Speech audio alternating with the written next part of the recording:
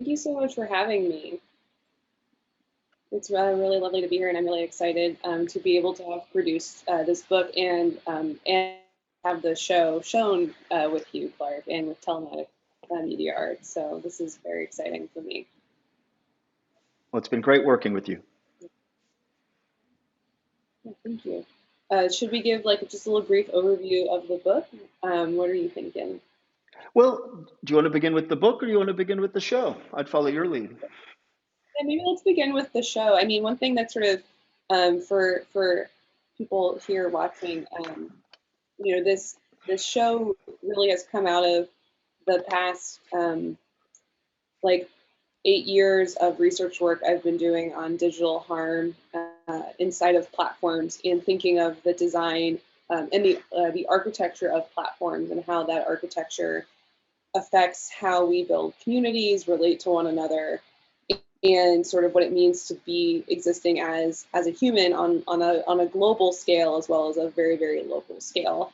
And one of the things I've been sort of interested in creating artwork about is, again, these things are sort of pulling from these very like current urgencies, if you will, but also in a way that does highlight, I guess, the factualness of what we're dealing with. And this is something, as the gallerist and curator, you and I have talked about a lot in depth and in all varying kinds of conversations, from our one-on-ones to the panel we even had last week.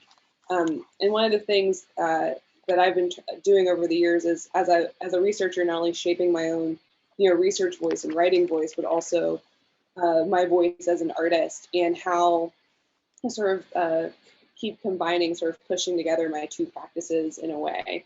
And one of the things that I'm really happy about this show is sort of embodying this expanded documentary practice of, how can, for me, it's being influenced by photojournalism, which is where I started my practice. My undergraduate degree is in photography and imaging in photojournalism.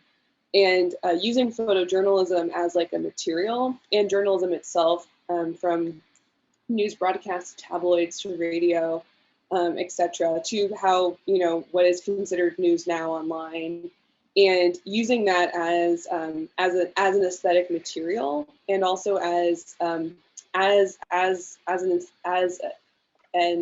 aesthetic influence in terms of creating artifacts.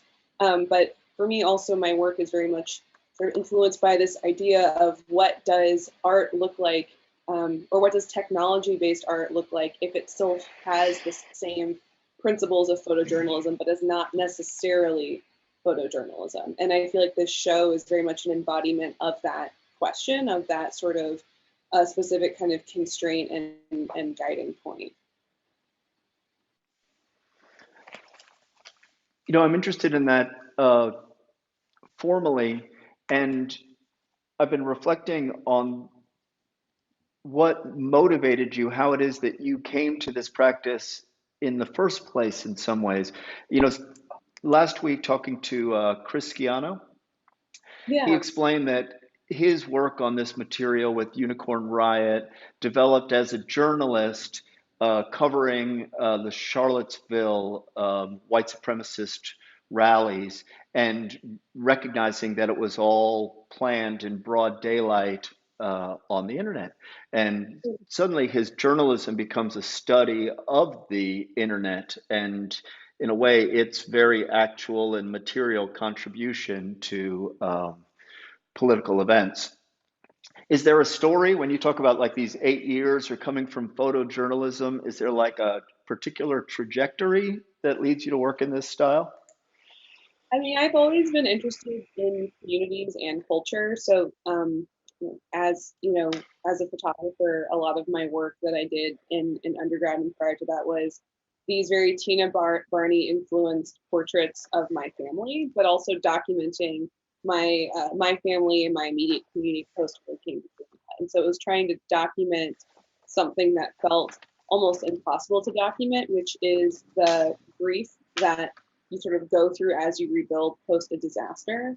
And Mm. so my thesis in undergrad was the culmination of like 4 years of like a photographic practice exploring this topic and exploring sort of what it meant to rebuild and what it sort of meant to deal with the aftermath of something that is also like sadly really ordinary in the South.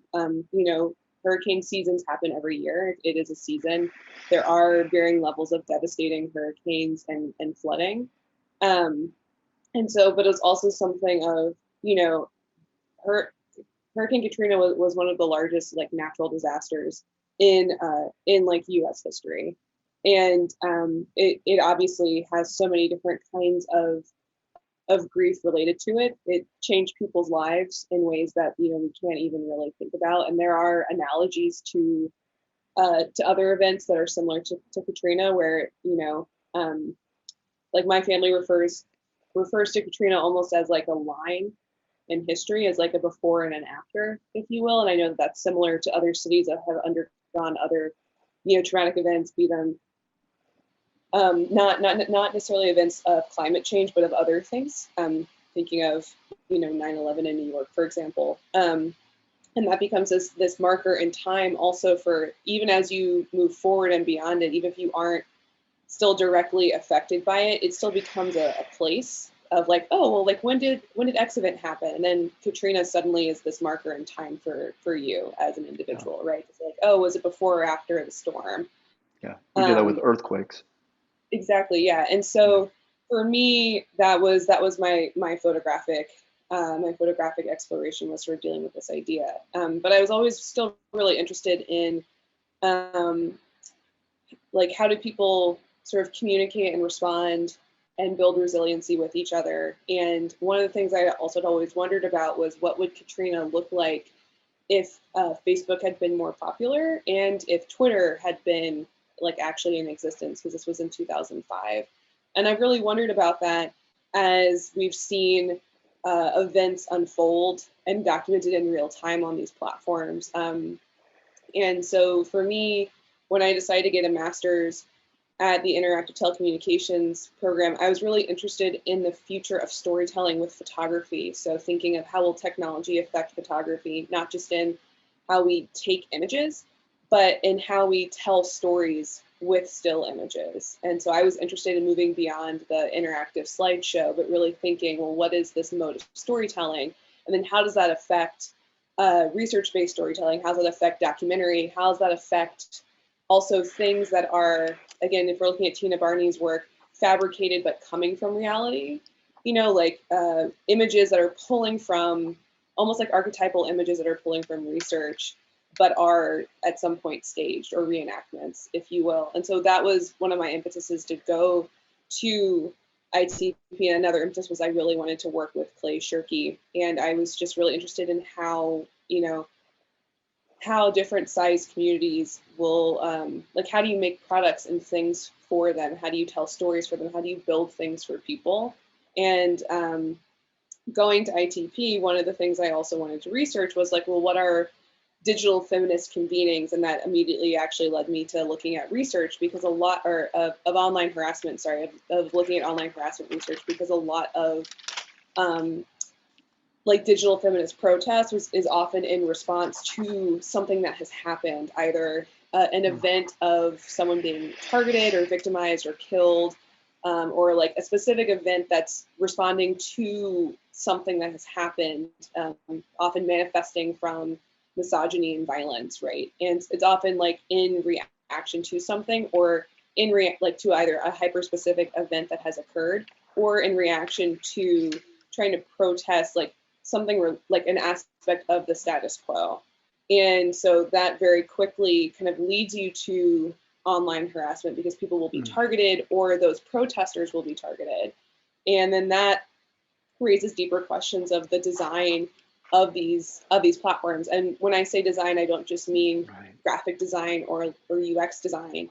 I mean like the design of policy, for example, the design of the code base, and also the architectural design, and the UX design of these spaces. So thinking of design as this really broad term. So for me, it's a very clear path. But I think for others, it's this very much winding one. But I think it makes a lot of sense when people sort of know that I went to ITP 1, and that two, a lot of the topics and sort of like teachings that come out of ITP are things related, I think, to social justice, to activism, to speculative design and data visualization. And so a lot of my artwork is playing and pulling from those themes. Your answer connects to another question for me. Spending time with your work in this exhibition, it strikes me that one of the things that's unique about it, or this is sort of my question, am I right to think that it's unique in its interdisciplinarity? And I mean, on the one hand, excuse me, by the way, if I stutter, I have a little bit of an echo. Um, I mean, yes, as an artist and a researcher, but also to say in the way that you formulate the questions here and the research that you do, that on the one hand, if you're talking about digital feminism and misogynist trolling, um, but then also white supremacist ideology and its dissemination, forms of misinformation, conspiracy, disinformation, and then connecting that up to broader questions about major internet corporations and their policies concerning the censorship or the maybe inadvertent or more or less, maybe I shouldn't commit on that, their dissemination, their promotion of these behaviors, these ideologies, and then also the further racism or various forms of prejudicial distortion that are in the algorithm itself. Am I right to see that as kind of a uniquely broad intersection and network? I mean, I would say like yes and no. I always hesitate to be like, this is extremely unique and there's not a lot of other things that explore, because there probably are, and like we just could not know. But I would say like for me, like it is very interdisciplinary. It's pulling from a lot of different themes. But one of the things I always want to highlight is like there are so many different kinds of problems inside of a singular social media network, right? So like all of those themes you just talked about are on Twitter.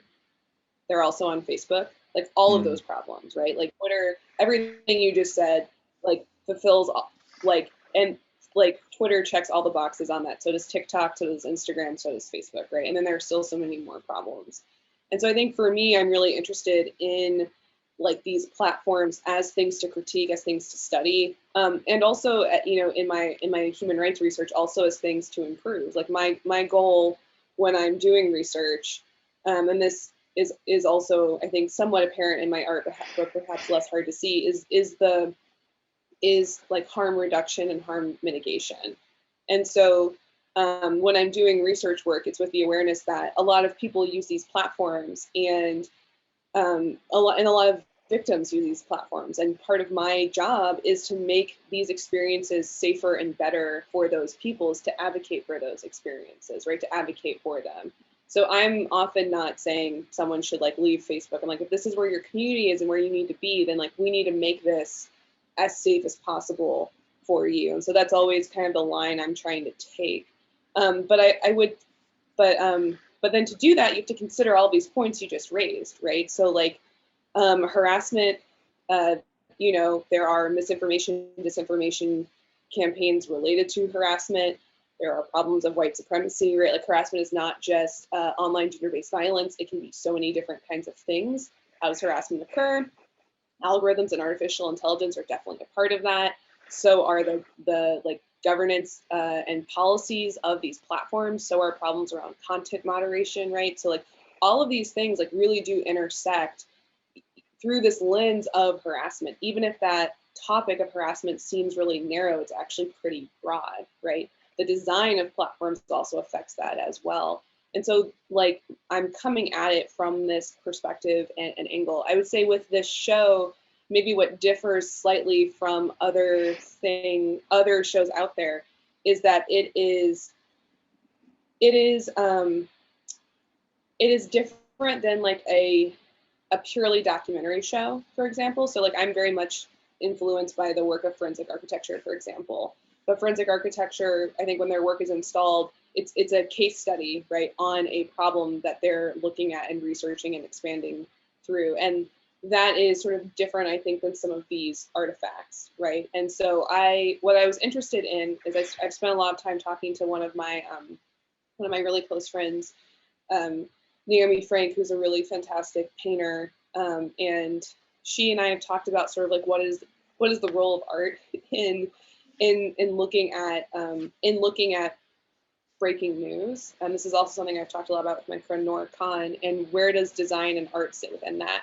And Naomi sometimes is of the mind that art needs to be like poetic and not necessarily didactic. And I'm sort of the mind that art can be like more didactic and less poetic. But this show was also a thought experiment for me to say, how can I show research in a way that also sort of does manifest into artistic artifacts in a way? So how can I preserve the research rigor that I have and yet explore these avenues of more like of the more poetic, of the more perhaps like oblique in a way.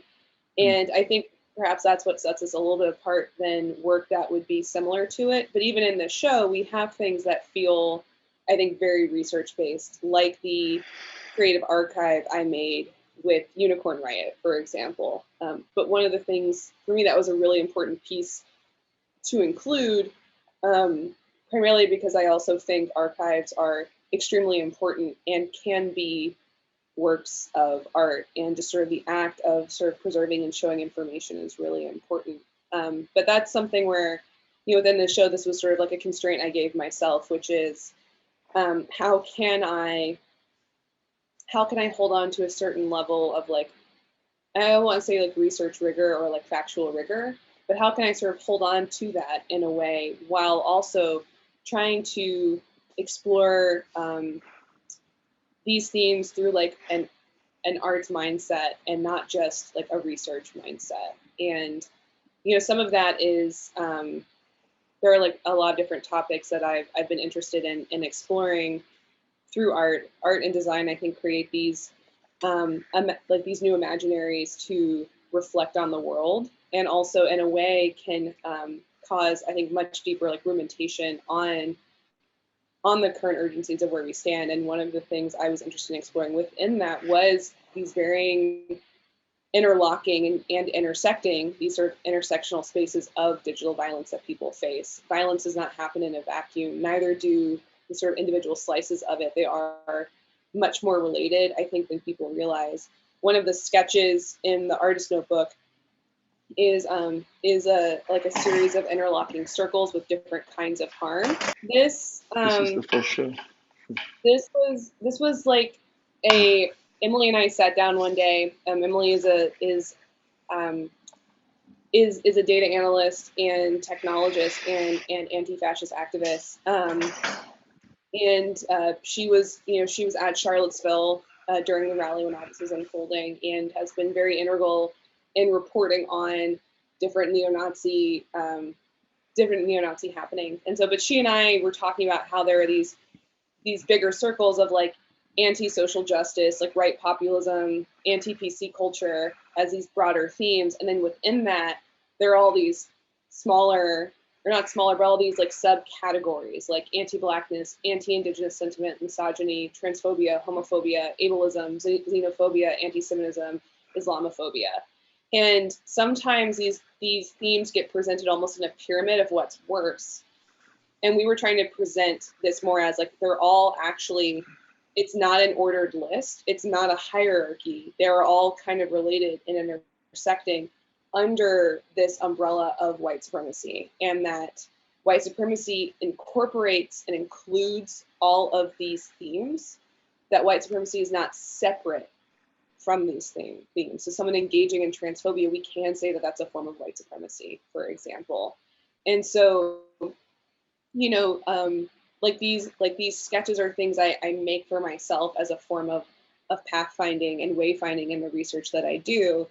But also then there is like a certain like graphic design language I like to use, and for me it's trying to play with not play with these themes, but I'm trying to give a sort of like looser structure to them in a way that they can kind of mimic digital culture. And so, how do I enjoy taking like, again, the aesthetic language and the visual language that people are used to seeing of diagrams and of scientific diagrams and kind of inverting them in a way.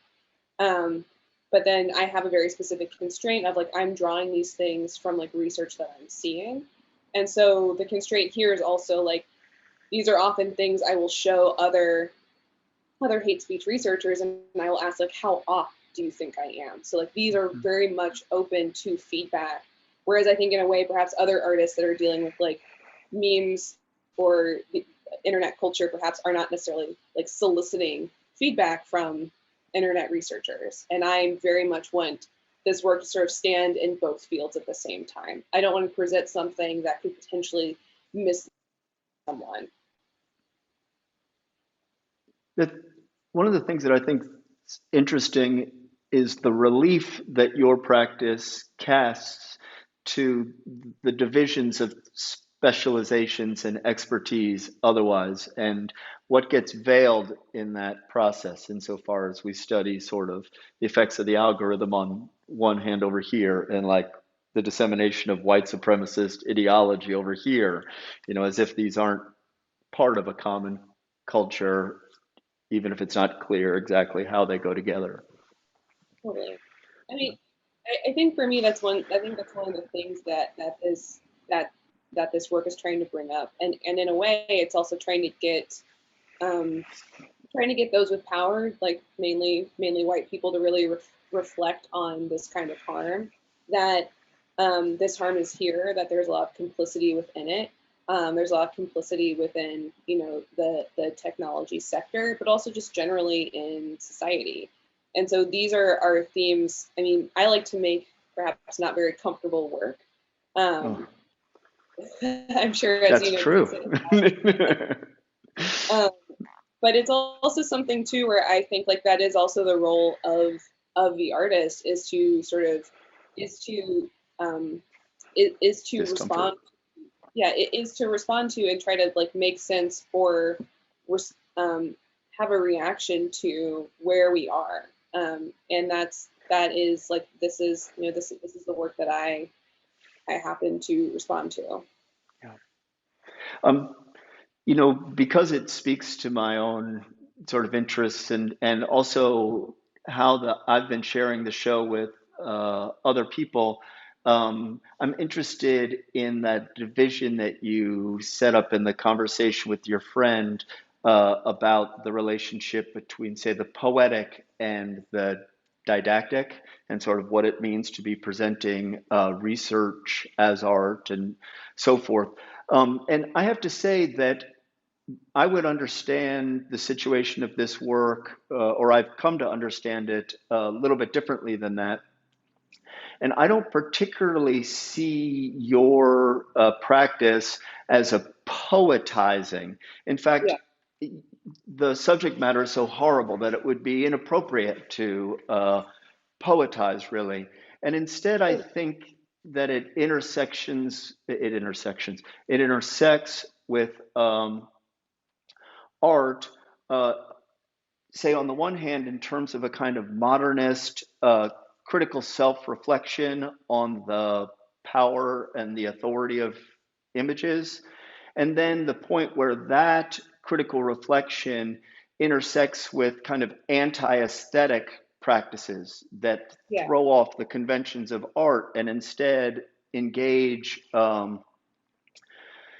everyday life, and maybe even specifically the point where that develops into like institutional critique, right? There's like an explicit social critique in terms of this understanding of the aesthetic power of the image. Yes?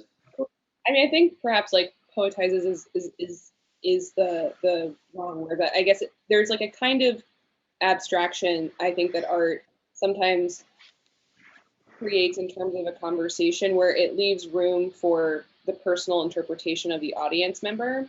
And and allows for there to be like a more plurality in terms of ideas and thoughts and expression, etc.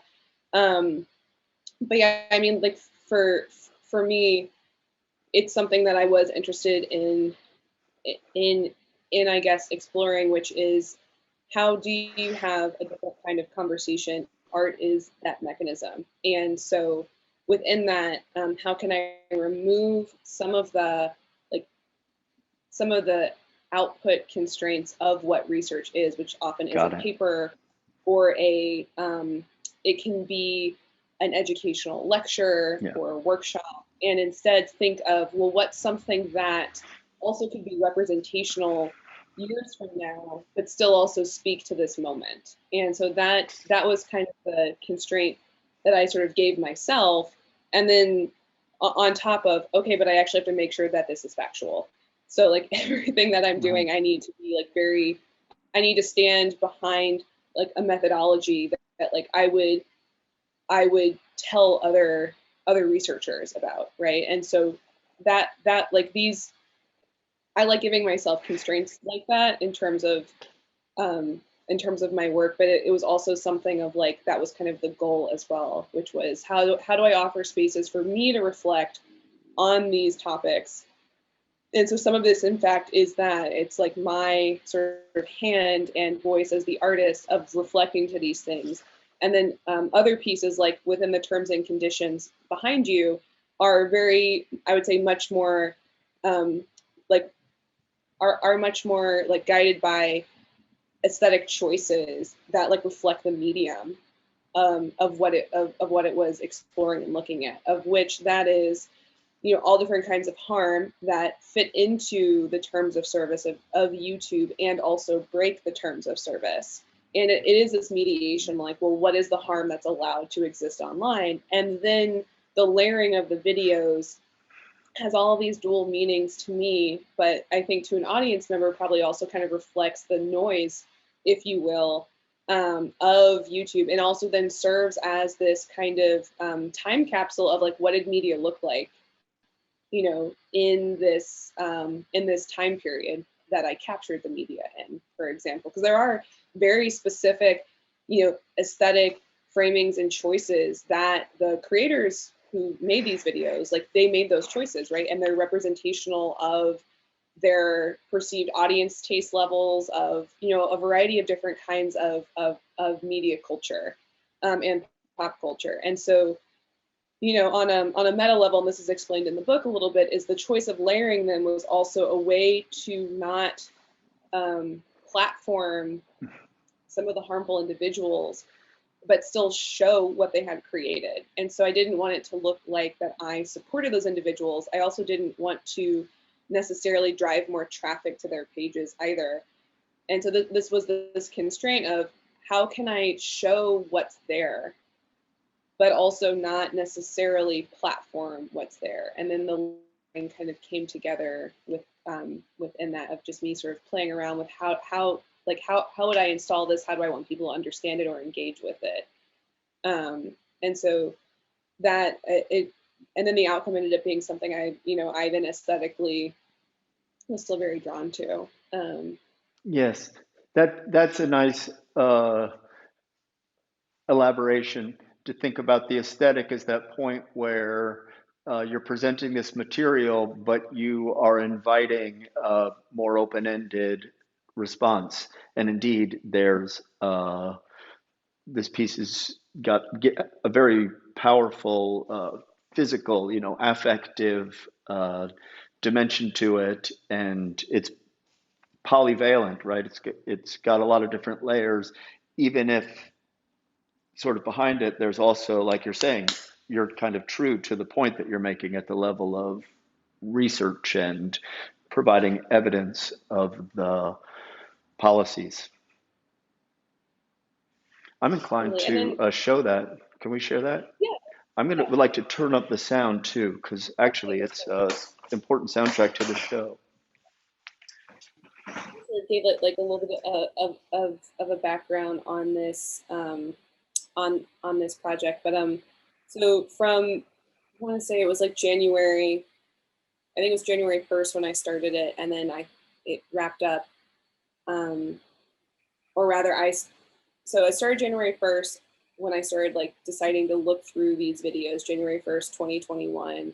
And then I stopped looking for videos on March 31st, 2021. And I was interested in trying to find videos that were sort of responding to all different kinds of topics, and that the videos were being made by people supporting or pushing different ideologies. And so inside of spaces like YouTube and TikTok, Instagram, and also on Facebook, there are all different kinds of influencers. And those influencers can be like either responding to an event that's unfolding, or sort of giving their take or their opinion on it, or are presenting, you know, varying levels of research. Some of that research is actually misinformation and disinformation, though, and some of it is what First Draft News calls malinformation, which is information which is like a form of disinformation about a particular person or event that is then shared to cause harm.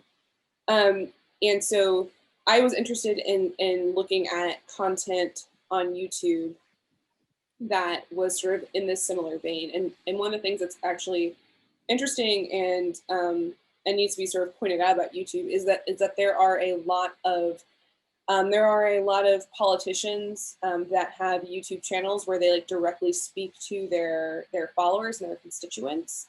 And so one of those groups is AfD, Alternative for Deutschland, which is a German far right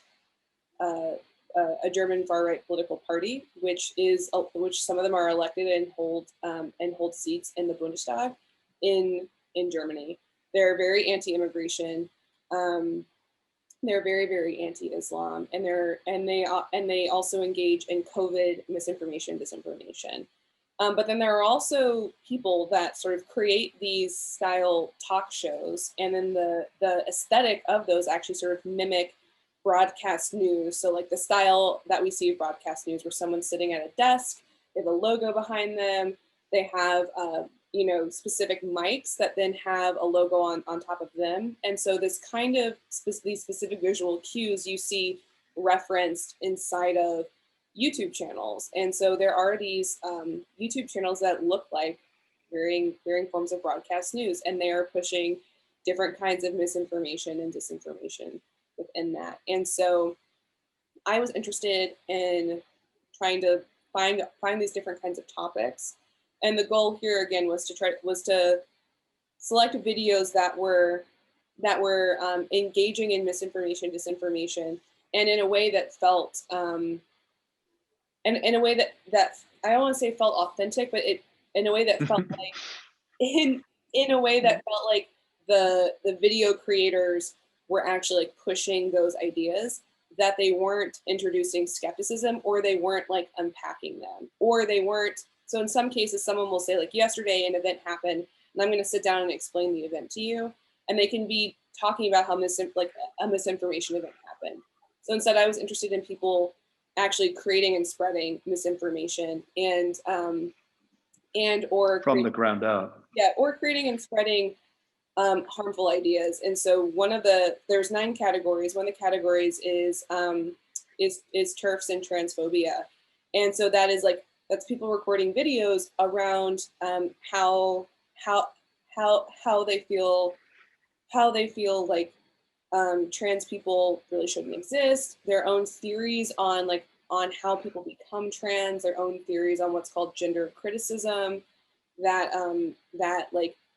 trans women aren't women, for example, but something else. And those are extraordinarily harmful videos, right? And it's important to say those aren't theories. This is a form of white supremacy and hate speech, right? That the idea that someone's identity is up for debate is violent. It is a violent sort of thought that that a part of a person's identity actually doesn't exist, but is them being misled. Like that, there is a violence to that. And so that's one of the categories. But again, what sort of made this, what is one of the constraints of the project was, okay, I have to sort of find these videos And one of the things I want to highlight is it's actually, it wasn't necessarily that hard to find the videos that were people sort of recording, like, these are my opinions on COVID vaccines, and why COVID vaccines are, you know, are are harmful to you. Like, those things are there, or like there's a lot of anti-vax videos. Um, I think in total, so in total there are 91 videos. Some videos are as short as like 5 minutes long, and some videos are as long as 2 hours. And I've watched all of them, which means I've watched like hundreds of hours of these videos to like to sort of ensure like, okay, like these videos were created again under this kind of constraint where someone clearly seems to believe in what they're saying, right? Like, they're sharing this, they're like willingly sharing and talking about these ideas, and they aren't creating this as like a response or like a gotcha video. Like this is something like that they believe in, and which means you have to watch all of them. You have to like watch everything from start to finish, because some videos. So I probably watched 150 videos in total. Some of those videos, like after the first, it took watching like 5 or 10 minutes of them to realize like, oh, this person's actually explaining what's going on. They just have this really long setup to explain what's going on. And now here's their opinion. And their opinion is, oh, this topic is harmful. So that's not a form of misinformation or disinformation, right? Because the person is trying to explain to their viewers what's going on. But So that's the platforming mistake. They yeah, first spend 5 minutes introducing the idea as if it's worth taking seriously. yeah. So I had to watch a lot of these, and some of these, as you'll see, are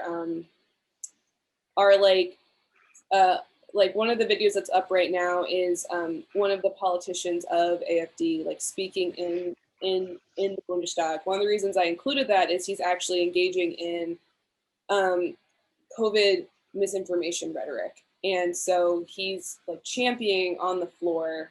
And it's, this video is, I think it's a clip he uploaded about himself. But it was like the clip he got, I think, was taken from like a German version of C-SPAN, for example, where there is like, like a live streaming of what's happening, in the, uh, during like political hearings within the Bundestag. So for me, I thought it was also important to include that, primarily because he's still, videos can end up on YouTube, I think, that are also still like sort of rhetoric forms of misinformation. But that could be someone at a rally having that, but they recorded themselves or they found the recording and have uploaded it. So I think it was also important to include that as well, because it's still on there. It's still, it's still a form of mis or disinformation. That was going to be my further question.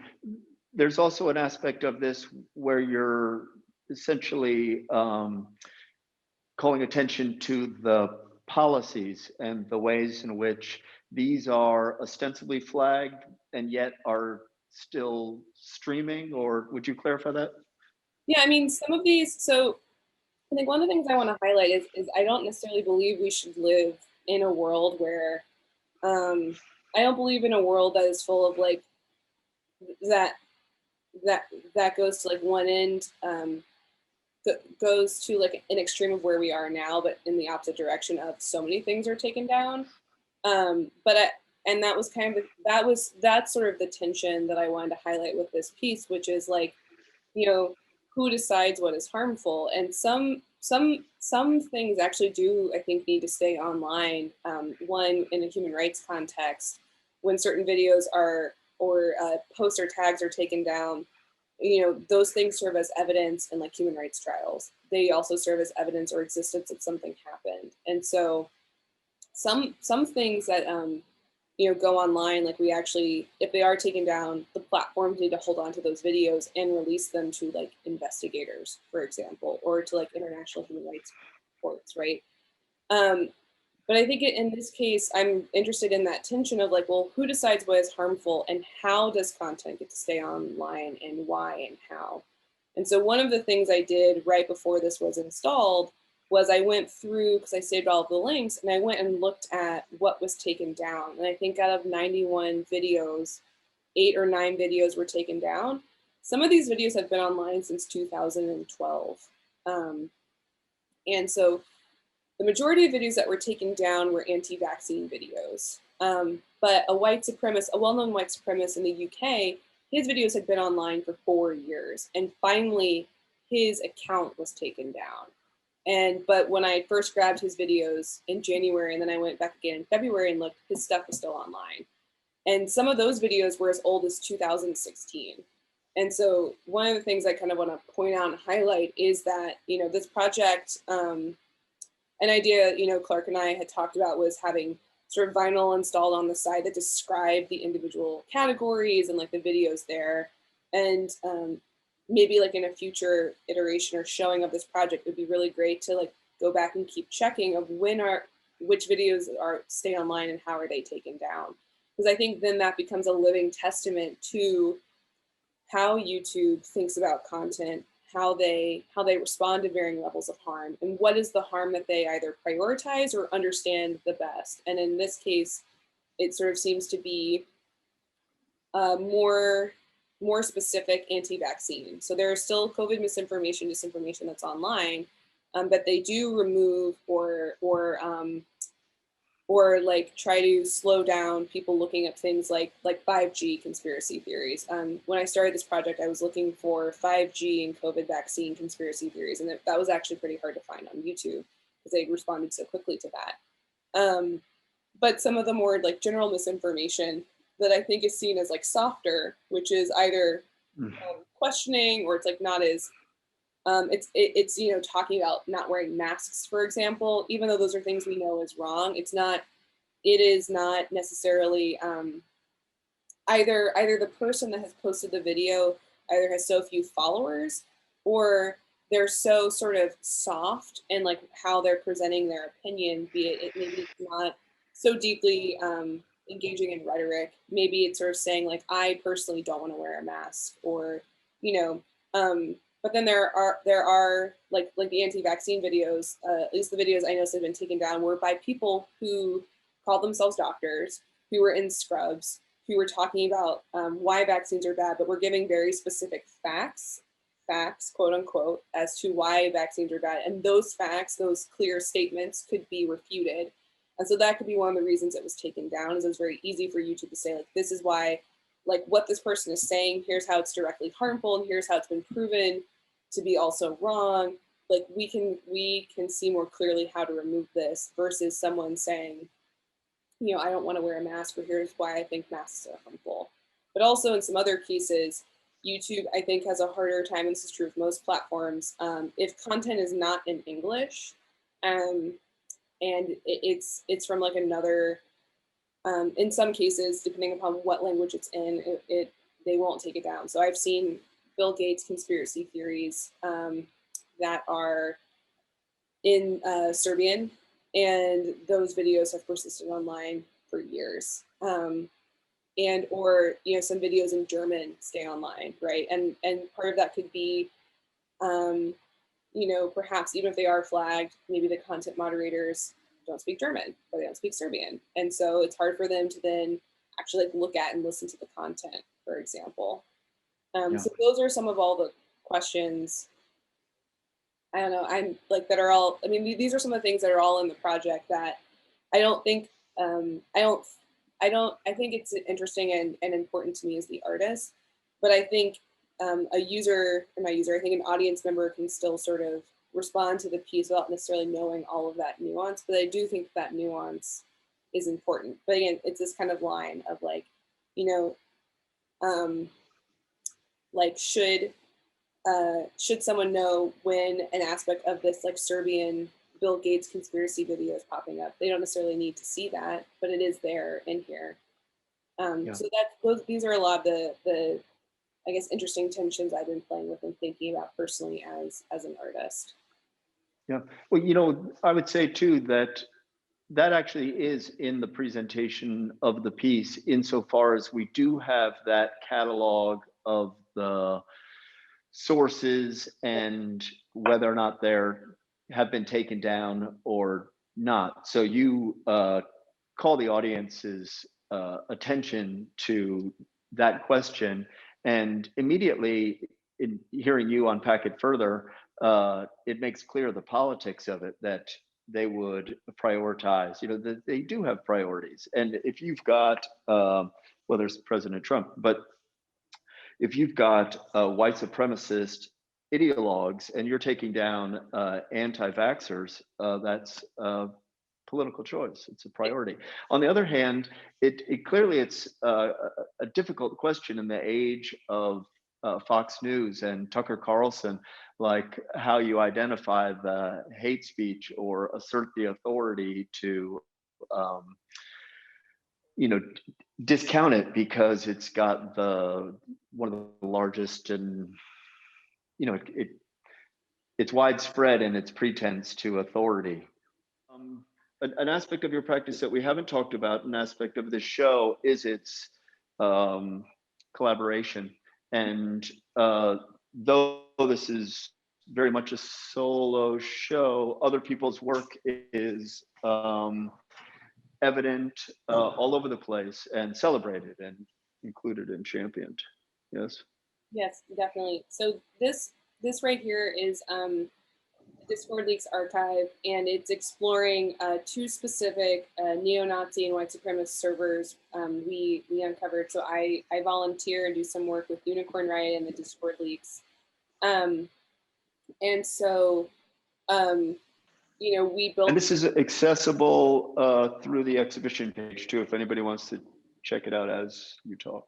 Yeah, and so part of what I was interested in doing is, a lot of my work explores design and architectural layout, and access to information. And so within this, I was really interested in thinking of how do you create like spaces of friction and slowness when engaging with harmful content, as well as providing like information, a series of warning labels that would allow people to like learn more about this, also sort of prep them for what it is, and then be very explicit in like what we're calling it.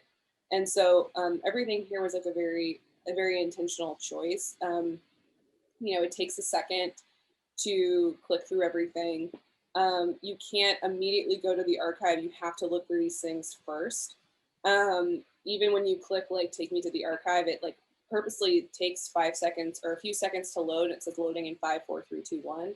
All of that was my sort of reaction as like an artist and designer to the quickness and speed of how we can find really any information online. And I'm interested in like frictive spaces that allow for one that allow for pausing and sort of taking a moment to understand the seriousness of the content we're looking at, and then two, also providing a space for warning.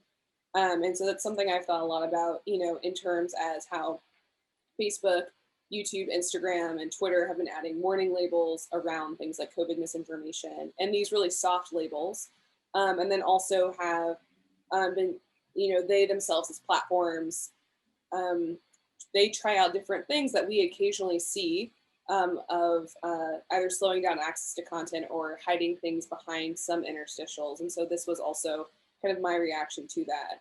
But then it's also, a piece of journalism. This kind of framework actually is going to be reused in the future by Unicorn Riot on upcoming research, which is really exciting. So we'll be taking this similar framework I've designed and using it for an upcoming project. Anyway, so Right. one of the things that's really important to highlight is that Discord as a platform has removed over 2,000 neo-Nazi and white supremacist servers. And while that's really great, it's also important to highlight that like they have a very persistent problem with neo-Nazi and white supremacist content and servers, and it is used by these different groups. And since 2016, 2017, Unicorn Riot has been systematically infiltrating these neo-Nazi servers, scraping information and publishing it online, so journalists and researchers can access and see sort of what's happening. And so one of the servers we have that's not shown here was actually one of the servers that was used to plan the Charlottesville protest, which Chris talked about last week. Sorry, was used to plan the Charlottesville riot, which Chris talked about. And anyway, what's shown here is these two groups. They're called Patriot Wave and Bugaloo Boys. And these two groups really sort of engage in a cosplaying of war and violence. So there's a lot of like gun memes, a lot of sort of calls to action. And I really wanted a way to get people to reflect on that. Hence sort of the building of this kind of exploratory, much more, I would say, like documentary, much more like journalist interface. But there's still, again, the same kind of visual language I'm engaging with across the show. Yeah, and so then this piece here is called Monument That's Next to It. And this is a piece that I'm hoping to build a few more pieces of. And so I'm from New Orleans, Louisiana. It is a city in the deep American South. And, across New Orleans, there has been Confederate monuments. And that's something, as a person that grew up there, like I grew up seeing. And in 2018, I believe, like former Mayor Mitch Landrieu decided to remove one of the monuments, Robert E. Lee, and they're in the process of renaming Lee Circle, which is where the monument was. And this was a very tall Roman, Roman Greco column, a very tall plinth that then had a statue of Robert E. Lee, and it was sort of towards the entrance of downtown. It was like in a very prominent area. And what still stands there now is just this really tall, empty plinth. And one thing I was interested in sort of thinking about is how do you not necessarily like erase or wash over this white supremacy idol, but then how do you also, it should be removed, it needs to be removed. And one of the things I've been struck by as I've lived in Berlin the past 2 years is these specific stepping stones, and I'm going to pull up the name actually really quickly because I always want to make sure I get it like totally right. So in Berlin, there are these bronze cobblestones, and they're called Stolperstein or stumbling blocks. And there's about 70,000 of these stumbling blocks across over 1,000 cities in Europe. And they're little plaques that have a person's name and the date they were taken from their home and the date they were killed in World War II during the Holocaust. And Berlin as a city is sort of full of these monuments to this specific trauma, to this form of anti-Semitism and white supremacy, to this really awful genocide, which is the Holocaust. And one thing I'm sort of struck by is how in America, there's very little like public sort of spaces for remembrance of the atrocities that white Americans have engaged in. And so this monument is like a monument to that of like, so there's a little plaque inside this video because it's a video, I think people are having a hard time seeing it, but at some point this plinth is made, this sculpture is made out of the plinth that was standing at Lee Circle. At a certain point, it's going to fall apart and crumble into nothing. But the plaque below says that this is a, I'll pull up the exact wording, that it is a like monument for the monuments that should have been taken down and the ones that have. And so it's sort of my way of acknowledging these sort of harmful things, but in a way, I think those in power, and by those in power, I mean like white people in power, have to actually really acknowledge and be responsible for like their complicity, their complicity and complicity inside of white supremacy. And so all of these should be taken down; they should be destroyed. But I also think perhaps maybe leaving some of the destroyed plinths there in a way and empty, with like a plaque saying like what had stood there as a way. Maybe that's a way to also sort of acknowledge our role in white supremacy. And so that's kind of what this piece is exploring. And I want to do that with some of the, with all of the other Confederate monuments in New Orleans. There's a real consistent play of presence and absence in your work. As I hear you take us through these pieces, the presenting, say, documenting hate speech without platforming it, or taking down hate speech, but then conserving it for a historical record. Let me give the audience just a tour of the whole space, and then Caroline, could we switch gears and could you talk a bit about the book? Yeah, sure. I mean, so a lot of the book incorporates essays like directly on this topic, and like different essays I've published in the past on my online harassment and like white supremacy research. And so and also includes essays and documentation about all the pieces in the show. So it really is, I think, kind of like a beautiful companion to the show, and also like a standalone piece um, of exploring all these different topics and themes. All of my work touches on um, three different kinds of infrastructure: the political infrastructure of platforms, so the policy and what are the policy and governance structures; the technical infrastructure, like the code base, so algorithms being used, specific like technical choices; and then the social infrastructure, which are the sort of social rules and norms that people create in a community. And so that is explored across all of almost all the essays I write.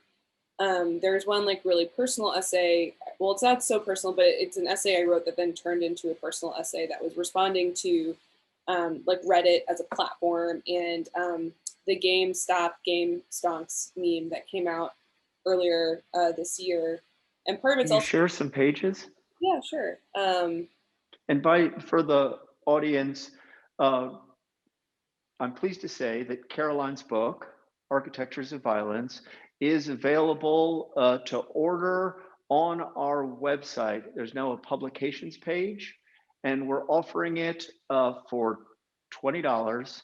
It's a good, what is it, 150 pages? Like 150 pages. Are we also selling the PDF version too? And we're also making available at a discounted price just a PDF version of it.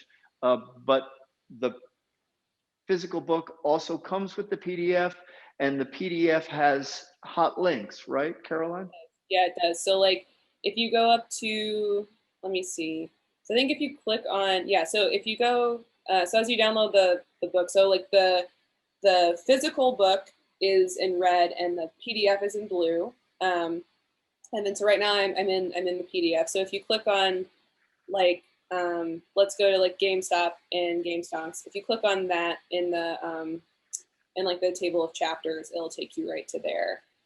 And so this includes like new essays that includes a few new essays I wrote in 2021, and it includes older essays as well. And yeah, so this essay that I'm scrolling through is the one that's about Reddit, and it's just really reflecting on a few different themes. And one of those themes that I've wanted to write about for a while is this phrase that I use to talk about misinformation, disinformation, cyber harassment campaigns, which is emotional malware. And so emotional malware, for example, is it's like similar to malinformation, which is disinformation designed to harm. But emotional malware is online content that preys upon the deep mimetic frames a group has, creating content that's untrue in nature, designed to specifically harm a person, group, or entity featured in that content. However, that content is then also designed, so emotional malware content is also designed to be memed and go viral. So it can be humorous or trolling in nature. And by humorous, I mean in the ways in which certain kinds of memes are sort of written in a sarcastic or irreverent way that is sort of evocative and indicative of digital humor. And like there's a certain way to tell like a Twitter joke, for example, and that is a humorous framing. This content is written explicitly in that way as well. It's so insidious.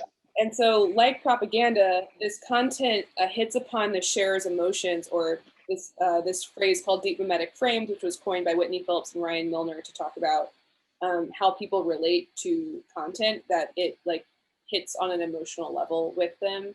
And if a deep mimetic frame is something, oh, maybe I'll quickly sort of say what it is. Well, it's like it's mentioned in the essay.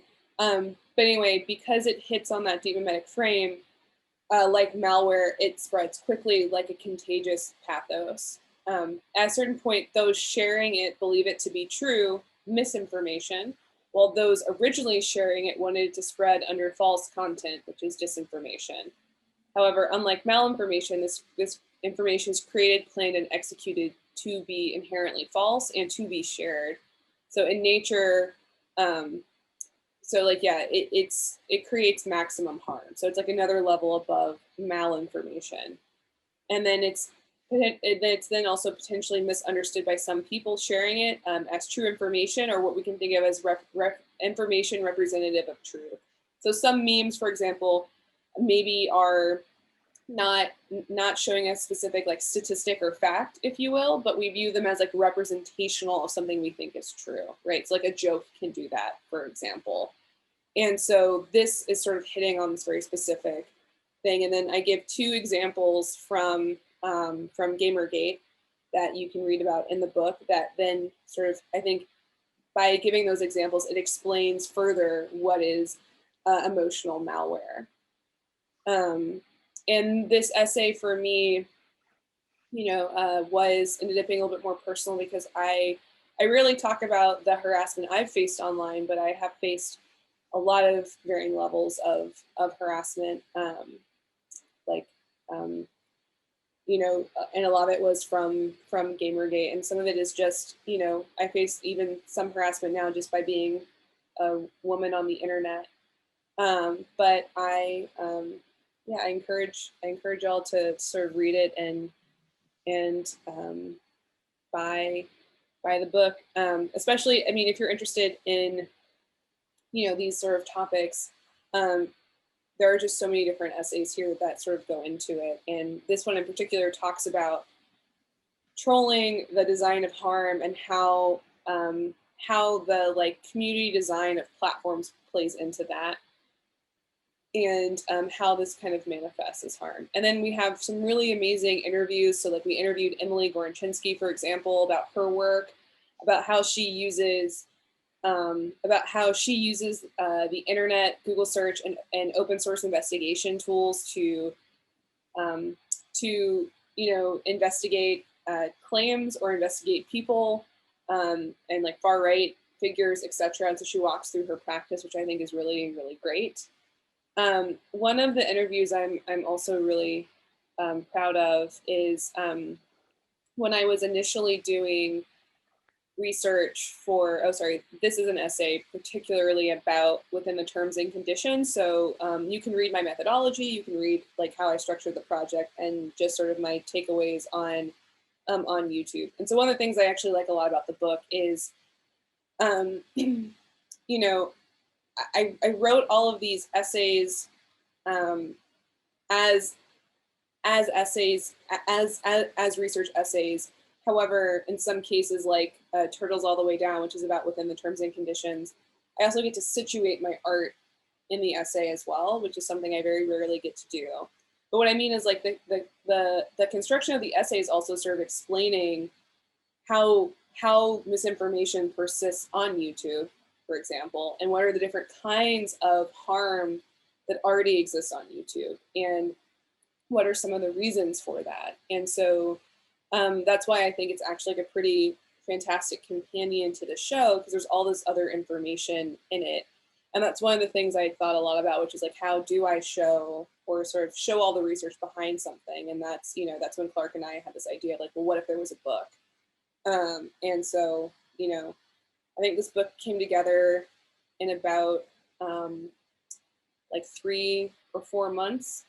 And a lot of this was sort of grabbing essays I'd already written and then realizing I wanted to have interviews with people to ask more explicit questions, and then writing a few different essays in response to some of these topics. But one of the interviews I'm really proud of is called "Designers Were Involved." And it was an interview with Thomas van den Welven. And so Thomas is an assistant curator at the Design Museum in the Netherlands. And when Clark and I had been talking about doing the show, I mean, I feel like we had started talking about it, gosh, I think like a year ago, and just sort of seeing if there's something we wanted to do together. And I knew I sort of wanted to do something on online harassment and white supremacy.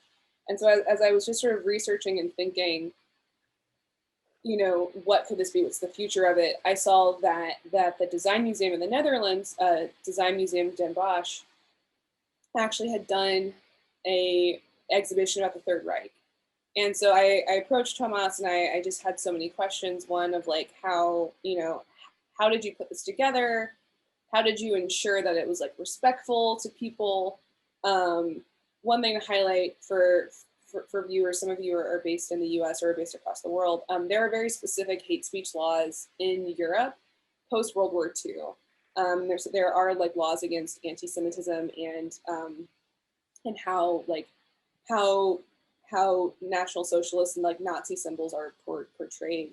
That is to say that like a museum can show these things, but they were also, the Design Museum was also worried of like, how do you not make something that neo-Nazi groups would want to attend? How do you actually make this really reflective of the harm that was caused? And so this whole interview is actually conversations about that, of like the specific choices the museum made. And one of the things I will reveal in this essay, but I think it's worth reading the interview, is they really thought about physically how you walk through the exhibition. So when you walk through it and you get to the end, you have to walk back through the same path you took. So it's like really reinforcing everything you've seen. But the last thing you see actually are the architectural blueprints of one of the gas chambers, and the line of designers were involved.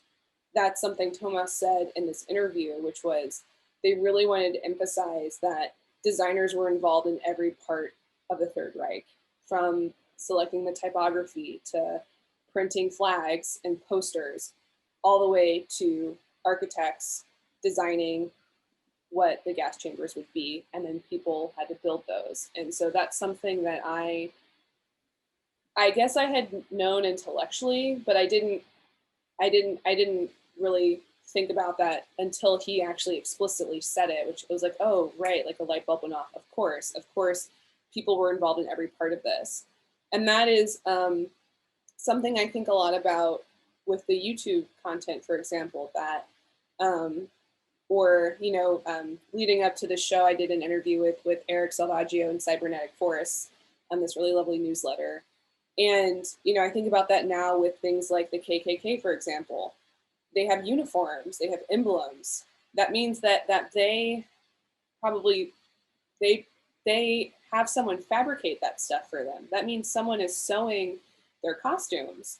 Someone is sewing their garb, if you will. So someone is knowingly sewing right now masks and hats for the KKK, and they know that, right? Like they have addresses. And so that's something that really sits with me, and it's something that I hope that kind of thing also sort of, I hope that like this kind of awareness also kind of permeates throughout the show, that there's a lot of intentional choices and a lot of hands that make hate happen. And some of those hands are, are people inside of platforms, inside of big platforms, who make decisions around like what kind of content stays online, or what kind of content is considered more or less harmful. So that's like one of the, I think one of the things you will get to read about if you buy the book or the PDF. Caroline, I'm so excited about the book, and have more questions for you, but we've been at it for a while. Do you have the events page open? Can you field questions from the chat? Yeah, so there's one question from Laura, which says, thank you so much for the stimulating talk. It was great to hear about your personal relationship with the exhibition. How much of this personal aspect do you think is important for those visiting the space and reading the work? Thank you, Laura. That's a really great question. I don't think it's so much, I think it's like helpful for people in a way, but I really try to also make the work. Whereas if you didn't know me or you didn't necessarily like read any of the essays, but if you just sort of came in, if you just sort of came into the show, if you just sort of came to Telematic one day, and Clark handed you like a piece of paper about the show, like I hope people would at least read that. But even if they didn't, I tried to make the show in a way where all those pieces would sort of have these themes, would cause these themes of reflection in the viewer. Some things do need to be read. That's why we ended up using text in the show, because we were, and Clark and I had like a lot of discussions around, will people like read any of these things? We talked about, should we have warning labels?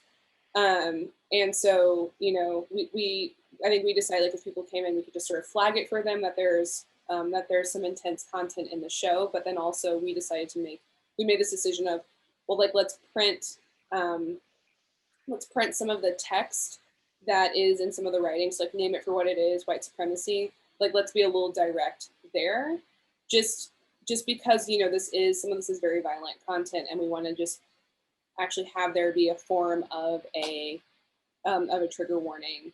And so those statements, even though they are not explicitly a warning label, name it for what it is, white supremacy isn't saying, by the way, there's going to be harmful content here, but at least it is naming what the content is.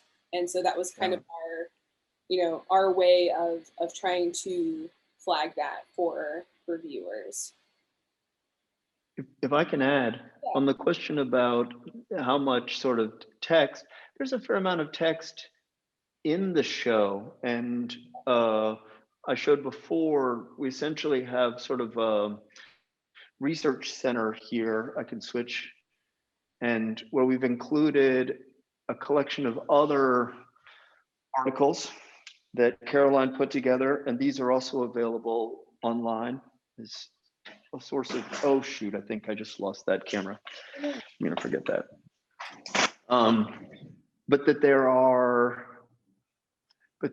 are texts in the show as much as texts about the show. And I almost, again, listening to you speak and present the book doesn't exactly seem auxiliary to the show. It seems like your practice is discursive, like Renee Green or the Rax Media Collective, right? Where the conversation isn't independent from the art at a certain point. It maybe in their cases, it is the art, yes. So anyway, I feel like the book is a rich component of the show, and I'm excited to be able to share it with people. Are there other questions coming in? I hesitate to close off the conversation, but again, the clock suggests maybe I should. I don't see any more questions, but I mean, I feel like this was, a pretty lovely, engaging conversation. Indeed. And thanks so much for taking the time. Just to say it, we're going to do this in a more private way next week and the following Saturday. So if anybody wants to come back and actually log into the Zoom meeting that will not be broadcast, we're doing that same time next week and the week after. And I hope that you will share news of the show and the book with your friends and colleagues. Thank you.